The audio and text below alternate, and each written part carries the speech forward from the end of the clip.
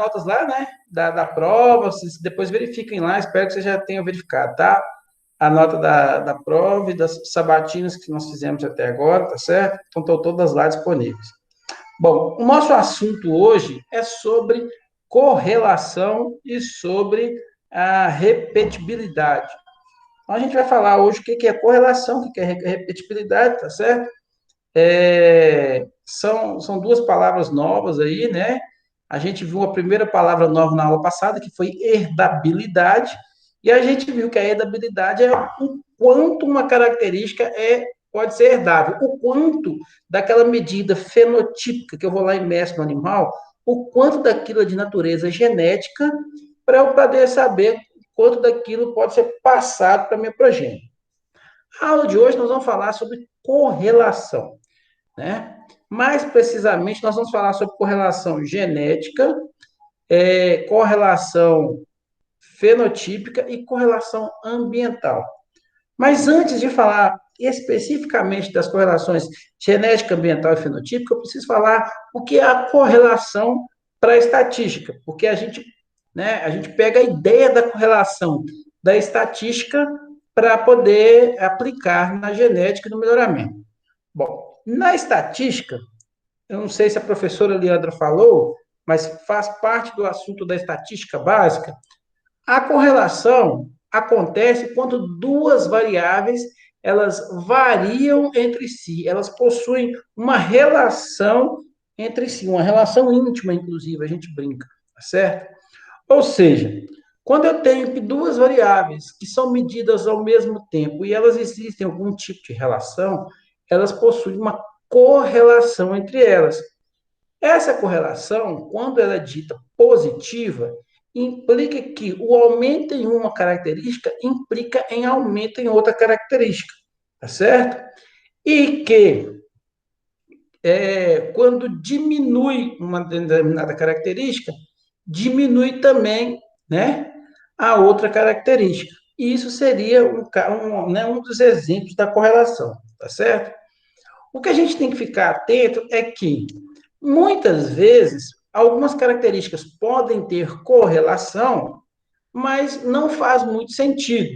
Por exemplo, tinha um professor meu que gostava muito de brincar da seguinte forma. Veja bem, gente, é, toda vez que o clima fica um pouco mais quente, aumenta o consumo de chocolate lá na cidade de Guarapari, né, que é o estado de Espírito Santo, tá certo?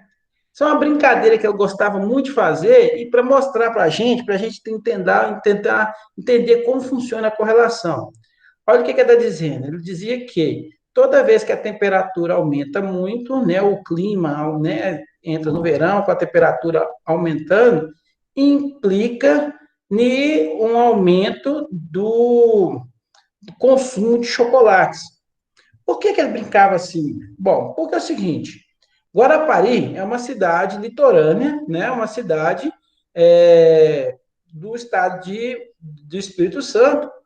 E lá nessa cidade, próximo dessa cidade lá de Guarapari, existe uma fábrica da Chocolates Garoto e todo mineiro adora visitar Guarapari porque em extensão é a cidade mais próxima de Minas Gerais, né, e que tem praia.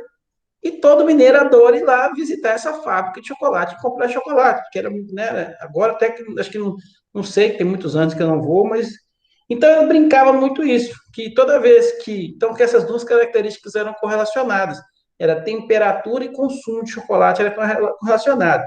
De fato existe uma correlação, né? Por que que de fato existe uma correlação? Porque quando o clima aumentava muito, os mineiros iam para o litoral e aumentava o consumo de chocolate. Então, isso mostra como duas características são correlacionadas. Mas essa correlação ela vai muito mais além do que a gente pode imaginar, tá certo? Eu posso, por exemplo, perceber que quando eu aumento o peso corporal de um animal, eu também aumento o rendimento de carne na carcaça. Essas características, característica peso e a característica rendimento de carcaça, elas são duas características que são correlacionadas. onde o aumento de uma implica também no aumento de outra. Isso é existir uma correlação.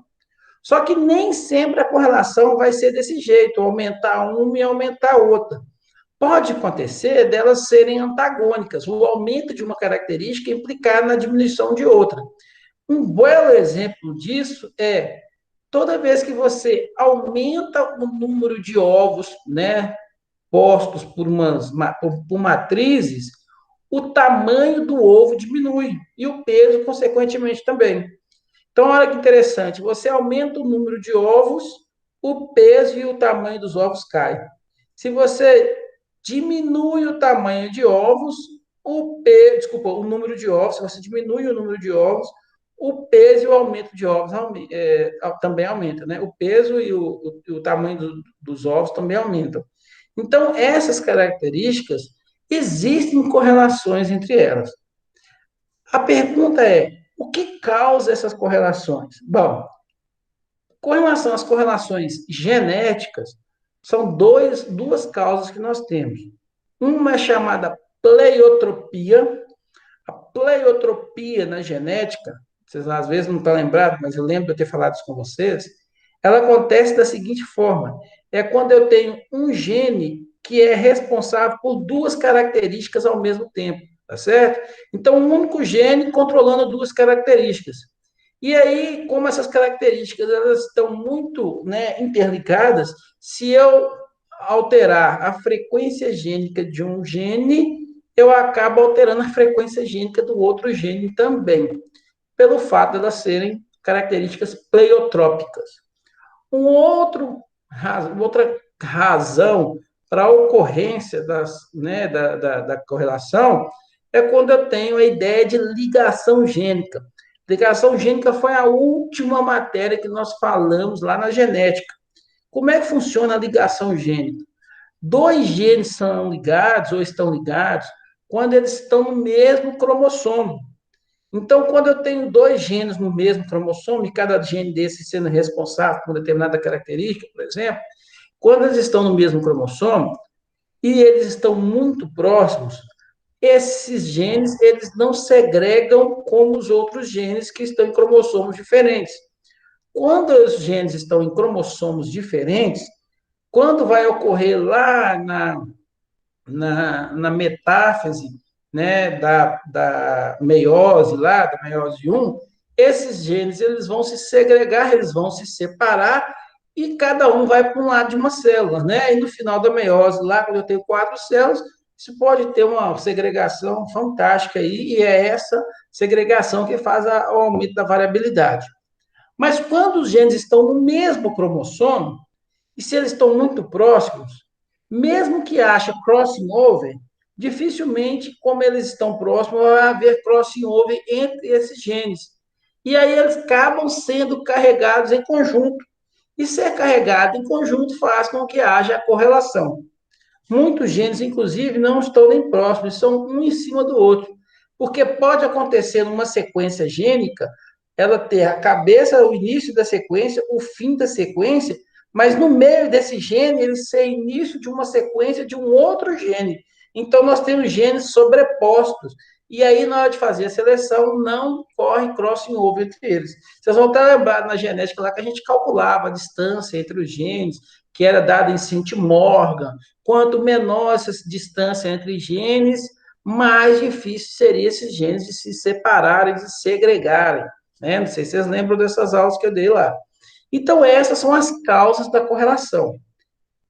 Por que correlação é importante a gente saber enquanto melhoramento genético, quanto zootecnistas?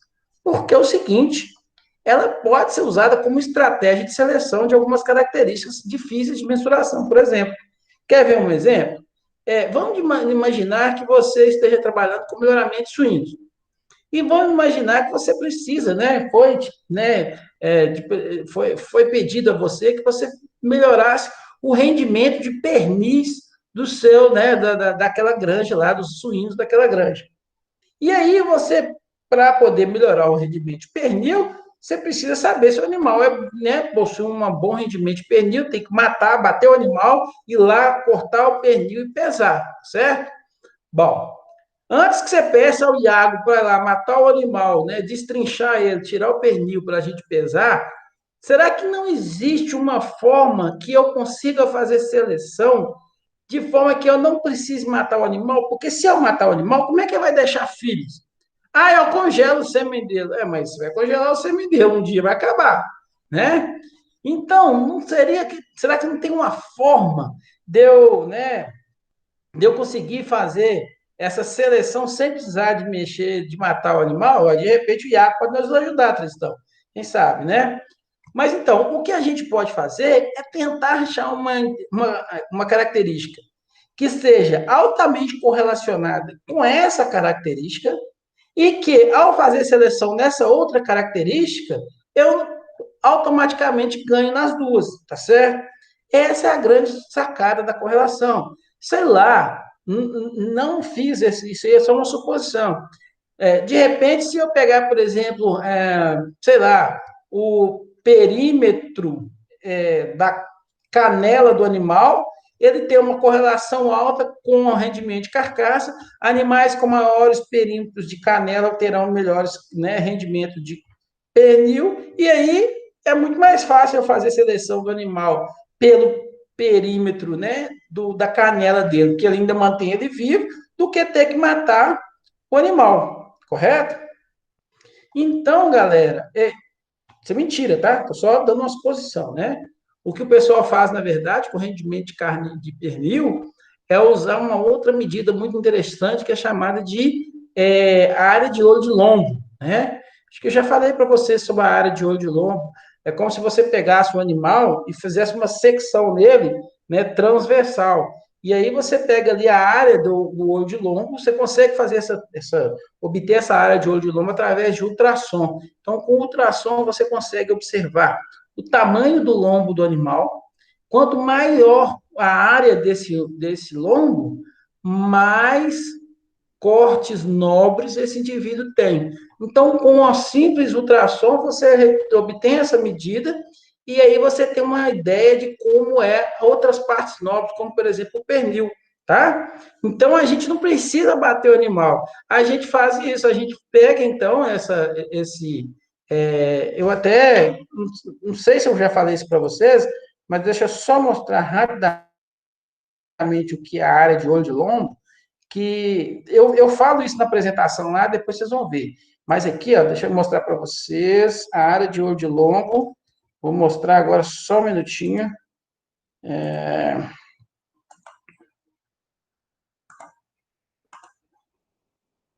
eu mostrar para vocês aqui uma fotografia da área de olho de lombo aqui. Então, ó, acho que todos estão vendo aí, né? Isso aqui é um lombo, ó. Só que isso aqui é em bovino, tá? Mas é como se eu pegasse o animal, então eu fizesse aquela secção, né? Quando eu faço a secção no animal, né? Se eu cortasse ele entre a cabeça e o rabo, se eu fizesse um corte bem no meio do animal, né?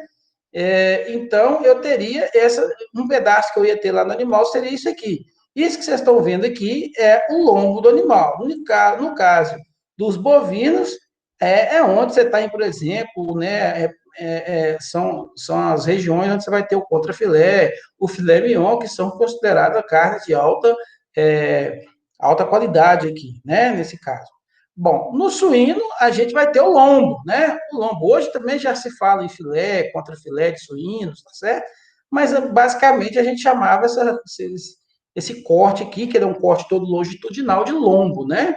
De lombo aqui, tá certo? Bom, então, se você fizer essa secção lá através de um ultrassom, quando você vai lá com o ultrassom, você vai ter essa figura que vocês estão vendo aqui, ó. Essa figura que está chamando a atenção em vermelho é a área de olho de lombo. Só para vocês terem interessante, né? Você consegue também, através do ultrassom, medir a espessura de gordura subcutânea. Essas duas faixas aqui, ó, mais brancas aqui, ó, é a área de espessura de gordura, né, subcutânea. A espessura de gordura subcutânea é extremamente importante, né? Ela protege a carne contra os resfriamentos do frigorífico e é interessante, então, que o animal tenha uma certa espessura de gordura subcutânea. Ter muita gordura subcutânea não é interessante, porque você acaba sendo penalizado pelo frigorífico por excesso de gordura na carcaça. Mas precisa de ter uma excelente cobertura de gordura, né, em torno aí dos 2 centímetros, mais ou menos, tá? Porque isso protege contra o resfriamento da carcaça. E aí vocês vão lembrar, quando a carne é resfriada, o gelo faz com que a carne mude de condição, mude de cor, a carne fica um pouco enegrecida. E isso, para termos, não altera o sabor, tá? Não, mas em termos visuais, não é bem aceito pelo consumidor. E aí você precisa de levar essa carne para, por exemplo, uma carne processada, alguma coisa assim, porque é uma carne que não serve para você vender ela in natura, tá? E essa outra faixa branca que de repente vocês estão perguntando é a pele do animal, o couro, né? Então, esse pedacinho que vocês estão vendo aqui é a derme, a epiderme, né, que compõe aí o couro do animal, tá certo? Então, pessoal, basta você pegar, então, a área de olho de lombo, tá? Deixa eu voltar aqui com vocês. Basta você pegar, então, a área de olho de lombo para você... Respondeu, né? Jefferson, Pode falar. é a área de quê? Odilon? Olho de lombo. Ah, ouro de lombo? Olho. Olho. Ah, agora entendi certinho, obrigado. Aí eles chamam de AOL, área de olho de lombo. Certinho? Bom, então, é uma característica que você vai lá, então, com o ultrassom e você consegue observar. Ela é altamente correlacionada com o rendimento de pernil. Animais que possuem maiores áreas de olho de lombo também possuem maiores carnes no pernil, tá certo? Outra coisa interessante, quando você consegue... Ah, deixa eu só mostrar para vocês de novo aqui, esqueci de mostrar rapidinho, já que nós estamos, né, nesse assunto aí, deixa eu mostrar uma outra coisa aqui. Esqueci de mostrar algo aqui interessante também para vocês. Vocês vão gostar de ver. Quando a gente precisa também de medir se uma carne possui é, gordura entremeada, né? O marmoreio, o famoso marmoreio. Tá vendo essas pintinhas brancas aqui, ó? Todas essas pintinhas brancas na área de olho de lombo, que vocês estão vendo aqui, ó, são gorduras entremeadas, aquela gordura boa, aquela gordura interessante que toda carne precisa de ter para ser macia. Então, através também do ultrassom, eu consigo separar animais que possuem maior, né, marmoreio de carne, tá certo? E aí, através desse, eu posso fazer essa seleção, tá? Lá no melhoramento aplicado, a gente mostra vários dessas ultrassons de animais, desde que aqueles que têm poucas marmoreios, quanto aqueles que têm bastante marmoreios, para vocês verem a diferença no ultrassom. É muito fácil de ver, é muito fácil da gente enxergar. É uma pena que nós não temos ultrassom no IF Goiânia, porque se nós tivéssemos ultrassom, a gente podia fazer uma aula dessa para a gente ver, né? A professora Aline já pediu a compra de um ultrassom lá, mas desde quando ela chegou em 2014, até hoje não conseguiu pedir esse ultrassom. E aí bastava só trocar a probe para a gente poder ter essa medida. Né? Eu até cheguei a olhar no AliExpress quanto que fica uma probe para ser ligada diretamente no celular, mas não dou conta de comprar não, galera. R$ 5.000. E sem falar que eu posso comprar esse negócio, deve ser sobretaxado, né? Mas se fosse mais barato, Que eu ia isso, comprar. é troco de balinha, cara. Como é que é? Pro senhor, isso é troco de balinha, velho. Não, não é troco de balinha, não, rapaz. Você dá R$ 5.000 uma prova e é dinheiro demais. Você tá doido? Mas, e hoje tem probes muito top. Você liga direto no celular, ela tem um USBzinho, né? Um mini USB, USB-C, você liga direto no celular, já vai lá no animal.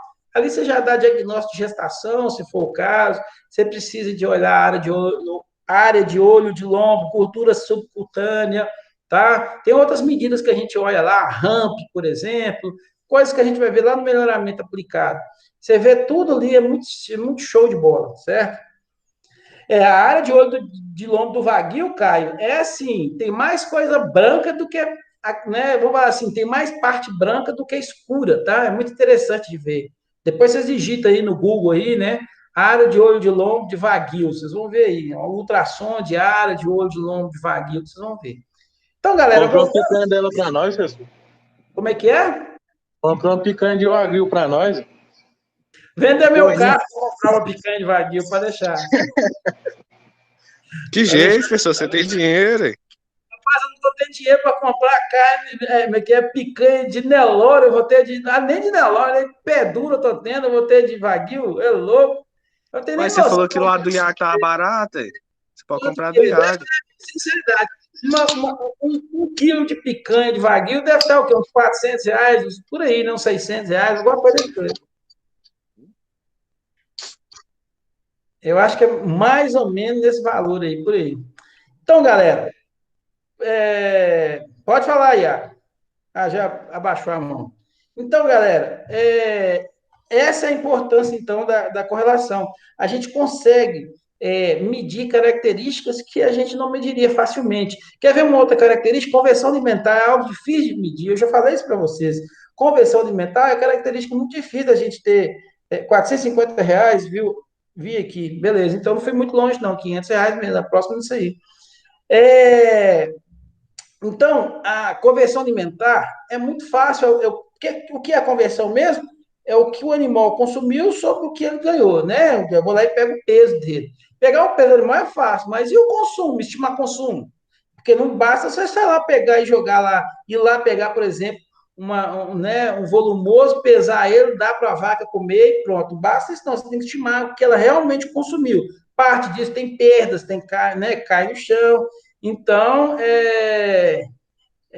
não é tão simples, não. Antônio, eu estou andando tão sem dinheiro que eu vou ter que vender meu carro assim, viu, para comprar essa carne de wagyu aí. Mas então, pessoal, o que acontece? Outros casos, a gente pode usar também a correlação quando eu preciso, por exemplo, medir uma característica que o animal não apresenta. Quer ver um exemplo? Quando eu preciso medir ou fazer seleção, por exemplo, para machos, vamos falar assim, para touros, a produção de leite, né? Eu não tenho a produção de leite no touro, mas eu consigo fazer a seleção através da correlação, tá? Ou eu posso usar, por exemplo, quando a medida ainda só vai aparecer no animal na fase adulta.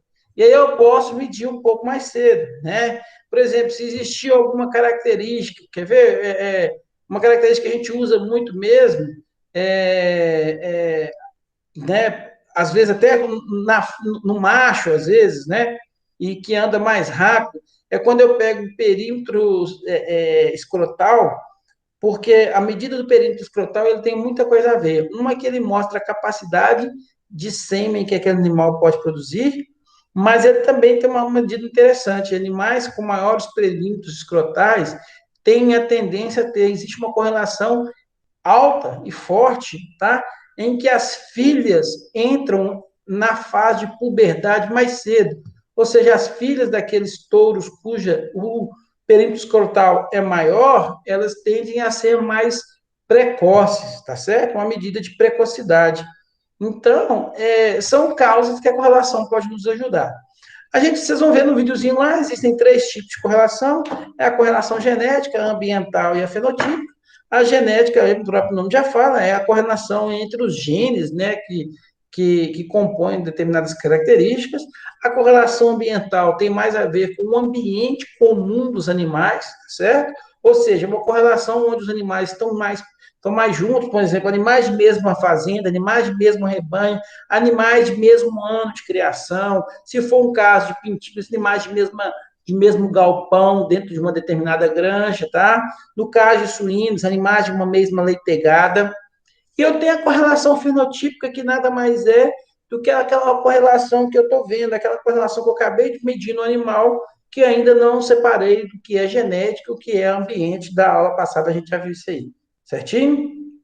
Tem muita conta não, Caio. Na verdade, teria. Mas eu não vou passar conta para vocês nesse momento. Eu quero, por enquanto, o conceito, que vocês saibam o que é dabilidade, que vocês saibam o que é correlação e o que é repetibilidade, que a gente vai ver agora. Depois a gente vai falar sobre contas, tá? Vocês vão ver isso aí. A ideia é entender primeiro os conceitos, tá certo? E aí a gente já vai falar rapidinho para a gente terminar nossa aula sobre repetibilidade, porque a repetibilidade é também uma correlação. só que há uma correlação dentro do próprio animal, quando eu meço as produções do animal, certo? A repetibilidade ela vai existir naquelas características que a gente chama de características longitudinais. São características que são medidas ao longo do tempo. Um exemplo de características longitudinais é, por exemplo, a produção de leite, a produção de ovos, tamanho de leitegada, tá certo? Lembrando que tamanho de leitegada é o número de leitões que uma porca tem por leitegada, né? Por nascimento, por cria. Então, essas medidas, elas são interessantes porque se eu consigo medir a repetibilidade, eu consigo predizer, né, eu consigo prever, né, sem precisar de usar uma bola de cristal, eu consigo prever qual vai ser a produção daquele determinado animal no futuro. Animais que possuem alta repetibilidade para aquela característica, significa que são os melhores, né? Se você selecionar os melhores animais quando no início da produção, também serão os melhores animais no final da produção. Isso é muito importante, porque permite que eu faça a seleção mais cedo com uma determinada característica, tá certo? Lembre-se, quando a gente está trabalhando de produção, não dá para ser muito bonzinho a termos de esperar que o animal vai oferecer seu potencial quando ele quiser, né? Eu posso até, enquanto pequeno produtor, ter um carinho maior, tá certo? É medida ao longo dos anos? Sim, é medida ao longo dos anos, dependendo da característica, né? Por exemplo, se for produção de leite, eu meço a produção de leite, por exemplo, de uma vaca de primeira cria, e aí eu consigo obter o valor da repetibilidade dela e descobrir se ela vai ser uma vaca de altas produções na segunda, na terceira, na quarta, quinta, sexta, sétima cria dela, tá certo? No caso da produção de ovos, ela é contínua, né? Ela não para. Então, o que acontece? Aí eu preciso fazer a repetibilidade, por exemplo, a cada 2 meses, a cada, né? Um mês, às vezes, é meio perigoso. Você pode fazer a cada 60 dias, e aí você olha a repetibilidade de postura da ave. Se a ave teve alta produção nesses 60 dias, possivelmente ela terá altas produções também nas outras, se a repetibilidade for alta, tá? Então, a correlação entre as medidas dela ao longo do tempo, tá certo? Na verdade, o que você faz é, os primeiros animais, você mede as produções e calcula a repetibilidade. Se a repetibilidade é alta naquele plantel, lembra-se, tanto a herdabilidade, quanto a correlação, quanto a repetibilidade, que são as mesmas ideias, elas são medidas daquela população. Então, significa que todos aqueles indivíduos, de acordo com as frequências gênicas genotípicas que eles possuem, eles têm essas características. Se muda de população, ou se muda de rebanho, se muda de fazenda, eu tenho outras, né, medidas que eu preciso avaliar. Então, os primeiros animais eu vou medir a repetibilidade. Se eu tenho a repetibilidade alta, eu posso, então, já começar a medir os animais e saber, ó, esse animal aqui no início da produção dele é muito alto, eu já sei que ele vai ser um dos melhores no final. Esse animal aqui tem a produção baixa, eu já posso eliminar ele de antemão. Não preciso ficar tentando com esse animal por muito tempo, tá certo? Então, é assim que funciona, tá? A repetibilidade, ela varia de 0 até 1. E eu considero uma repetibilidade alta acima de 70. A correlação, ela é diferente um pouquinho. Ela varia de 1 positivo até 1 negativo, passando pelo 0. Quando uma característica está no 0, significa, né, duas características deu correlação igual a 0 ou próximo de 0, significa que elas não são correlacionadas, ou que a correlação dela é muito fraca, ou próxima de 0, nula nesse caso. Quanto mais próximo de 1, ou quanto mais próximo de -1, mais fortemente são essas características correlacionadas, tá? Acima de 0,7 ou abaixo de -0,7, e quando eu falo abaixo de -0,7, em matemática, quando os números negativos é tudo ao contrário, né? O -0,7 é maior do que 1 na matemática, desculpa, do que -1 na matemática, né? Então, correlações acima de 0,7 ou abaixo de -0,7 são correlações muito altas, são duas características altamente correlacionadas. Então, por que tem essa história de positivo e negativo? Ora, a correlação ela vai ser positiva quando o aumento de uma característica implica no aumento da outra. A diminuição dessa característica implica na diminuição da outra. E ela vai ser negativa quanto o aumento de uma característica vai implicar na diminuição de outra. Ou se essa de cá aumentar, a outra vai diminuir, tá certo? Então, elas são antagônicas. Então, quanto mais próximo de menos um, mais antagônicas elas são. Quanto mais próximo de um positivos, mais direcionadas elas são, tá certo? Isso não significa que uma correlação positiva é ruim ou que uma correlação negativa é ruim. O que vai saber se uma correlação positiva é ruim ou uma correlação negativa é ruim é se ela vai ser favorável ou desfavorável. Algumas correlações são positivas e favoráveis, outras são positivas e desfavoráveis, tá certo?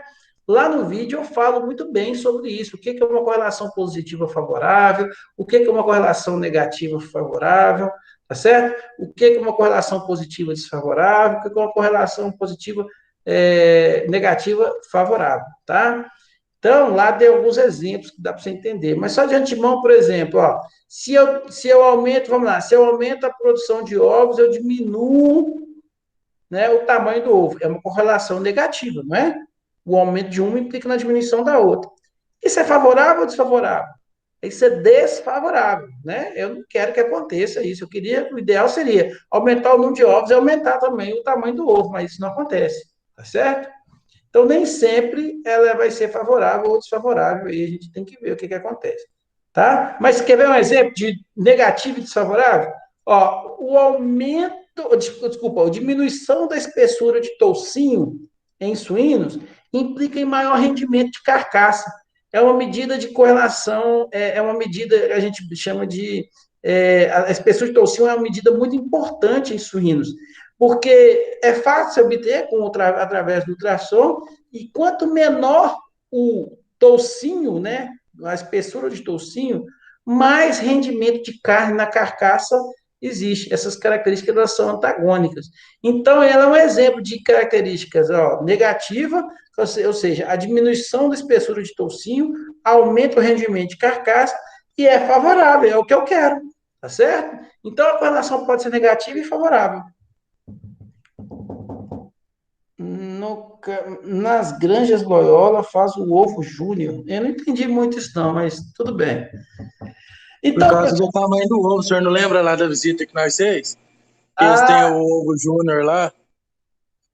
sim, sim, sim, mas aquilo lá é conversa para boi dormir, tá? Aquele ovo júnior lá, que lá é o seguinte, vocês estão falando de ovo júnior, mas é o ovo pequeno, tá certo? As aves, quando estão no início de postura, elas botam ovos menores até o aparelho reprodutivo começar a produzir ovos, né, de tamanhos ideais. Então, a ave, ela começa a botar ali por volta da 17ª semana, algumas, mas aí efetivamente ela vai botar ovos mesmo a partir da 22ª semana. Então, entre a 17ª semana e a 22ª semana, as aves botam ovos muito pequenos e espaçados. Ela não bota todo dia, bota hoje, fica uns 2 dias sem botar, porque o aparelho reprodutivo está começando a melhorar. Esses ovos são muito pequenos. Se ele for abaixo de 45 gramas, ele não pode ser comercializado.